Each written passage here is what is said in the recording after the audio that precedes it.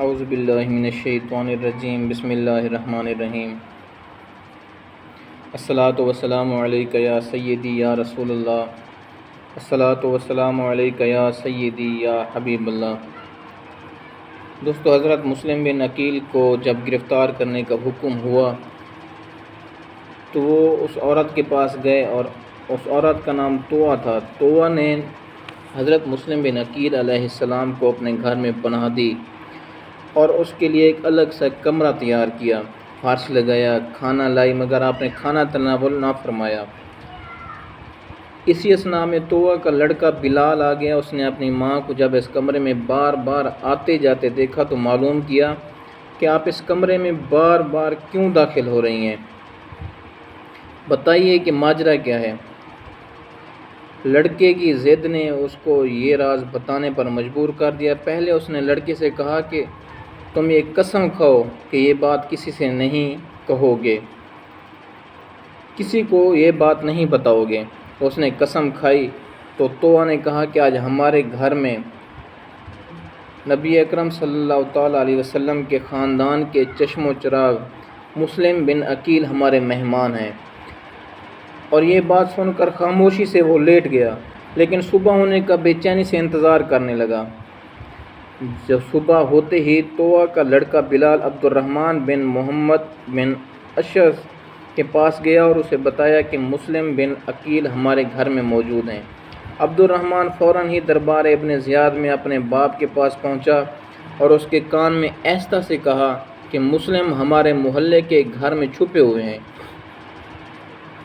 ابن زیاد نے پوچھا کہ لڑکا کیا کہہ رہا ہے؟ محمد بن اشعث نے جواب دیا کہ یہ کہتا ہے کہ مسلم بن عقیل علیہ السلام ہمارے گھروں میں سے کسی گھر میں چھپے ہوئے ہیں۔ مسلم بن عقیل علیہ السلام کی گرفتاری کے لیے ابن مرجانہ نے 80 سواروں کا لشکر روانہ کیا۔ جب یہ لشکر طوع کے گھر کے قریب پہنچا، جناب مسلم نے ہتھیاروں کی جھنکار اور گھوڑوں کی ٹاپوں کی آواز سنی۔ زرہ پہن کر گھر سے باہر نکلنا ہی چاہتے تھے کہ ابن اشعث کا لشکر گھر میں داخل ہوا اور مسلم کو گرفتار کرنے کے نتیجے میں جنگ شروع ہو گئی اور تنہا مسلم بن عقیل علیہ السلام نے لشکر کو 3 مرتبہ گھر سے باہر نکال دیا۔ جب ابن زیاد کے سپاہیوں نے دیکھا کہ اس طرح مسلم بن عقیل پر ہم قابو نہیں پا سکیں گے تو انہوں نے مکانوں کی چھتوں کی جانب سے مسلم بن عقیل علیہ السلام پر پتھر اور آگ برسانا شروع کر دیا۔ مسلم بن عقیل علیہ السلام اس روبا شکار لشکر کی بزدلی اور اوچھا پن کو دیکھ کر گھر سے نکل آئے اور دلیرانہ جنگ کرنے لگے اور محمد بن اشعث کے بہت سے سپاہیوں کو موت کے گھاٹ اتار دیا۔ مسلم بن عقیل علیہ السلام کے حملوں کو دیکھ کر ابن اشعث سمجھ گیا کہ مسلم بن عقیل علیہ السلام کو اس طرح گرفتار نہیں کیا جا سکتا، لہٰذا اس نے کہا کہ مسلم آپ کے لیے امان ہے۔ تو آپ نے فرمایا کیا فریب کار اور بد کردار لوگوں کی امان پر اعتماد کیا جا سکتا ہے؟ لیکن لشکر والوں نے بیک وقت آواز میں کہا کہ آپ کو دھوکہ نہیں دیا جا رہا ہے اور نہ ہی آپ سے جھوٹ بولا جا رہا ہے۔ آپ کو اسیر کر کے ابن زیاد کے پاس لایا گیا اور جناب مسلم بن عقیل نے اپنی شہادت کے آثار محسوس کیے تو وصیت کے لیے مہلت طلب کی۔ ابن زیاد نے کہا کہ وصیت کی اجازت ہے۔ حضرت مسلم بن عقیل علیہ السلام نے ایک مرتبہ پورے مجمع پر نظر دوڑائی، پورے مجمع پر نظر ڈالی، عمر سعد کے علاوہ کوئی شخص وصیت کے لائق نظر نہ آیا۔ مجبوری کی حالت میں کمینہ، نالائق اور گھٹیا لوگ بھی قابل اعتماد سمجھ لیے جاتے ہیں، لہٰذا حضرت مسلم بن عقیل علیہ السلام نے بھی ابن سعد کو لائق اعتبار سمجھ کر فرمایا کہ ہمارے تمہارے درمیان ایک قرابت ہے، اس لیے تم سے میری ایک خواہش ہے، لیکن ابن سعد نے اس کو قبول کرنے سے انکار کر دیا۔ ابن زیاد نے کہا کہ سن تو لو کہ وہ کہتا کیا ہے۔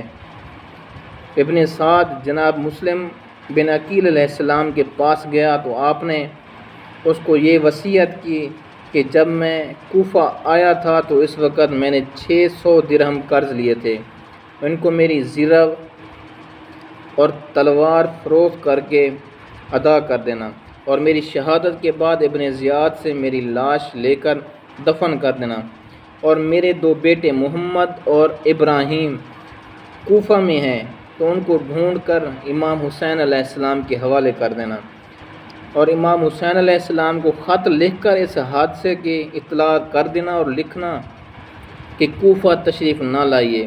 ابن زیاد نے حکم دیا کہ مسلم کو بالائے بام لے کر شہید کر دیا جائے۔ حضرت مسلم کو جب چھت پر لے جایا گیا تو اس وقت آپ یاد خدا میں مصروف تھے۔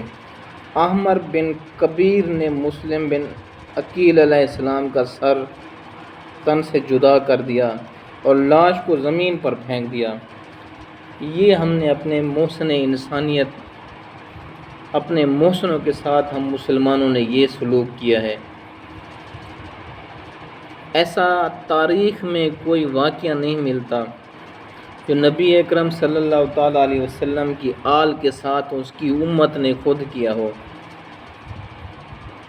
دوستو، یہ الفاظ کہنے اور سننے میں تو ایسے نہیں لگتے، لیکن اگر ان کی گہرائی میں جائیں تو دل خون کے آنسو روتا ہے۔